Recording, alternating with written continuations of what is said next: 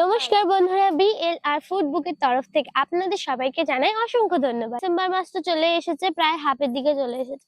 তো ডিসেম্বর মাসে ঘরের ভিতরে তো রান্না করতে ভালোই লাগে না, তাই আমরা সবাই মিলে আজকে চলে এসেছি পুকুর পাড়ে রান্না করার জন্য। বন্ধুরা তো দেখতেই পাচ্ছেন, ওই দূরে আমাদের বাড়ি, ও চারিদিকে শুধু পুকুর, খাল, বিল, চারিদিকে চাষ। আর এদিকে আমাদের শীতকালে সবজিও প্রায় চাষ করা হয়ে এসেছে, ছোট ছোট চারা বের হয়েছে। এই যে দেখুন, এইটা সবচেয়ে বড় পুকুর। ওই পাশে একটা পুকুর আছে।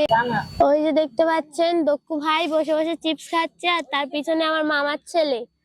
আর পাশে বসে বসে দিদা গার্ড দিচ্ছে দুজনকে, কারণ দুপারেই তো পুকুর, যদি পড়ে টরে যায় সেজন্য। তো বন্ধুরা, আজকে আমাদের রেসিপি হচ্ছে কি আলু দিয়ে চিকেনের পাতলা ঝোল। তো এখানে আমরা চিকেন নিয়ে নিয়েছি স্কিন সমেত। এখন মা কেটে দিচ্ছে ওটাকে। মা ঝটপট চিকেনটাকে কেটে ধুয়ে গুছিয়ে দিল।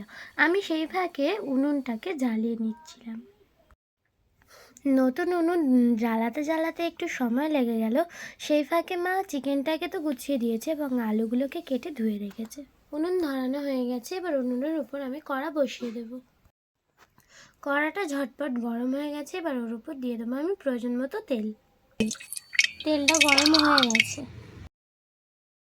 এবার আমরা এটাকে আলুগুলোকে এর মধ্যে দিয়ে দেবো।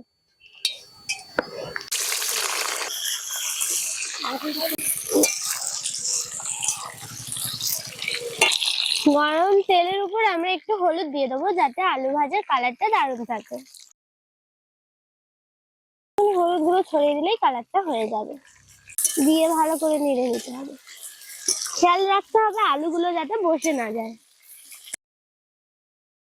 উনুনের জালটাও একটু ছেড়ে দেবো, যাতে ভালোভাবে উনুনটা জ্বলে। নতুন উনুন তো একটু অসুবিধা হবে।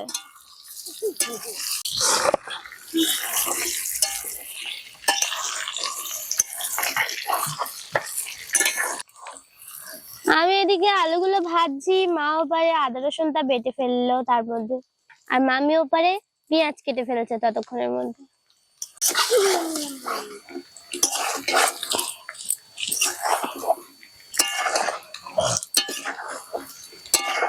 আমাদের আলুগুলো ভাজা হয়ে গেছে, এবার এটাকে আমি একটা ছাঁকনির সাহায্যে একটি পাত্রে ছেঁকে তুলে নেব।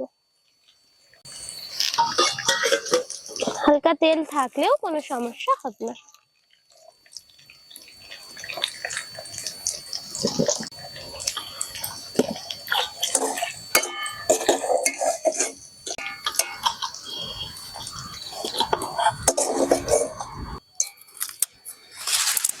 আলুগুলো তুলে নেওয়ার পর সেই তেলে তারপরে দিয়ে দেবো তেজপাতা, একটু গোটা গরম মশলা, তারপরে দিয়ে দেবো দুটো শুকনো লঙ্কা। নেড়ে চেড়ে ভেজে নিতে হবে।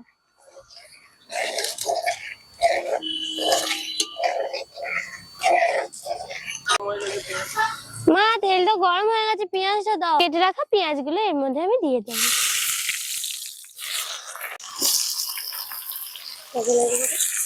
লঙ্কা দেবো কোনো। তো পেঁয়াজের সাথে কাঁচা লঙ্কা গুলো এর মধ্যে আমি দিয়ে দিচ্ছি। সামান্য অল্প নুন দিয়ে দেবো, যাতে পেঁয়াজটা তাড়াতাড়ি জ্বরে যায়।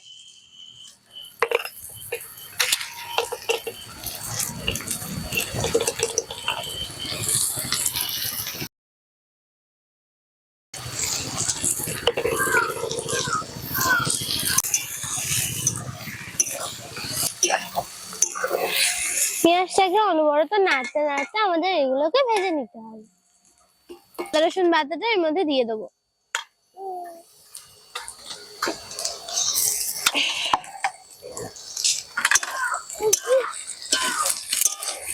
আদা রসুন ও পেঁয়াজটাকে ভালোভাবে কষিয়ে নিচ্ছি। এবার দিয়ে দেবো হলুদ,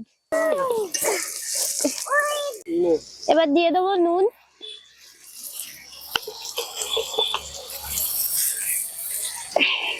লঙ্কা পাউডার, আর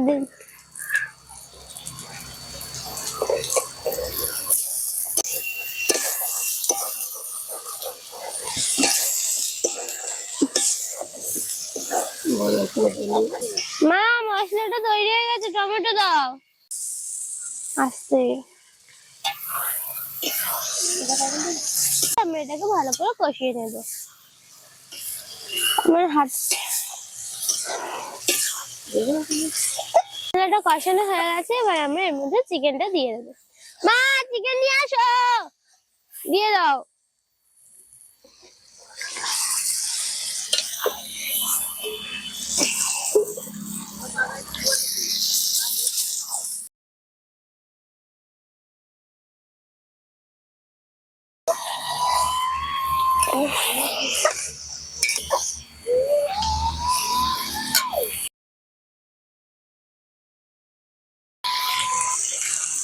এবার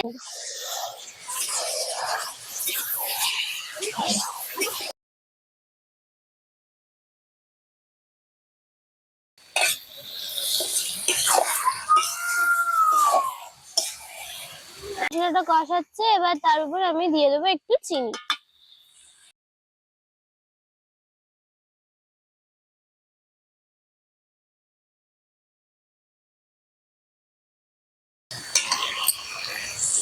তো মাংসটা আমাদের পুরোপুরি কষানো হয়ে গেছে, এবারে এর মধ্যে দিয়ে দেবো জল।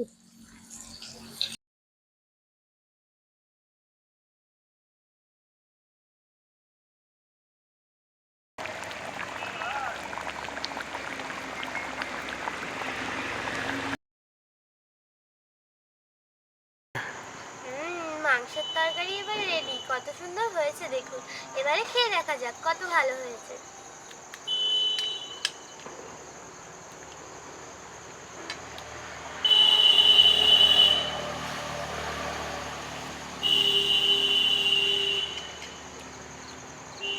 ফাটাফাটি।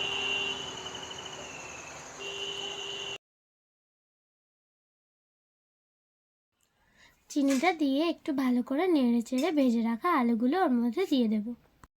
আলুটা দিয়ে ভালো করে নেড়ে চেড়ে কষে নেব।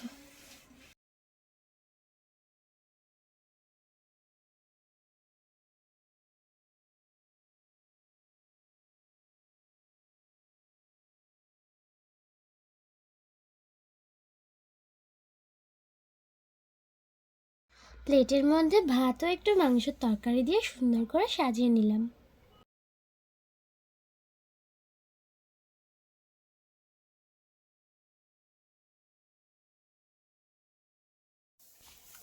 কাঠের জালের উনুনের খাবার তো ভালো হয়, দেখে মনে হচ্ছে ভালো হয়েছে। খেয়ে দেখা যাক।